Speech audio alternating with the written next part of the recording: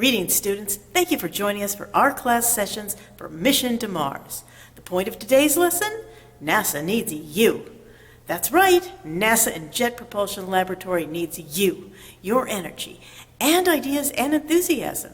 We're looking for you to be in the pipeline to continue the work of getting us to Mars and other planets in your future career. In recent weeks, you may have heard exciting news about outer space. JPL's probe, Juno, is set to be the first spacecraft to land on the surface of Jupiter this July 4th, and we are hoping to gather some important information about that giant planet. 40 years ago, on July 20th, 1976, the Viking 1 space probe made the first successful landing on Mars, and in the years since then, Jet Propulsion Laboratory has sent many probes to see if Mars could support life in its past or even in its future, in hopes we might send humans to explore in person. One troubling matter, the length of the mission.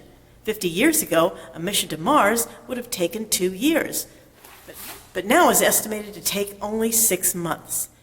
Improvements in technology and spacecraft design could reduce that time even further. Think how that could help. Even 6 months is a very long time for humans to be cooped up in a small spaceship, but solving this problem will take work in designing more efficient spacecraft. What we want to need are a new and continuing influx of people who can pump some new energy and ideas into the mix. We want to start with you and get you to think about this. And one day, you might even be the hero who will design the better and faster spacecraft. Your mission, if you decide to accept it, is to design and build a model rocket and to launch it. How? First, let's discuss the logistics of launching a rocket with a payload of humans and getting it off the ground and to its destination. First, we need to send cargo, humans. But what else do humans need for a long journey? Can you name some? Food, water, oxygen, tools, items for entertainment, and more. Humans traveling to Mars will need to take some supplies because they won't be able to simply shop at a local store for anything. That requires a fairly big cargo area, also referred to as a payload, and it follows that a big payload will weigh more. Therefore, we'll need bigger, more powerful, and faster propulsion systems to launch them from Earth into outer space. In the past, large rockets were used. The first manned rocket into space was a Mercury Redstone, which was succeeded by the Atlas launch vehicle, which was replaced by the Saturn V rocket for the Apollo moon landing program. These rockets were powered by liquid propellant. Years later, the Space Shuttle program used the Aerojet Rocketdyne main engine with 2 solid-fuel rocket boosters helping with the initial launch.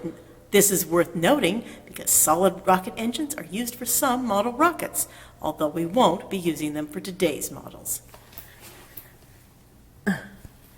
Propellant rocket fuel is only one element. Design is another.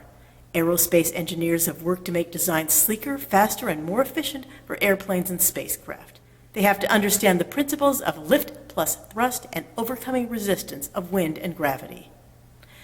Your turn. Now it is your turn to be an engineer. You won't be using high-tech equipment.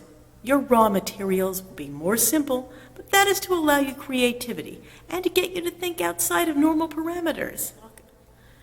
With simple materials, you will figure out how to make your rocket launch successfully and reach its destination with a payload of passengers. Not alive. Your teachers here today will show you. I am sorry I could not be with you today, but that is why I made this video. I hope to see you in person next time. I'm Dana Rose Crystal. Good luck.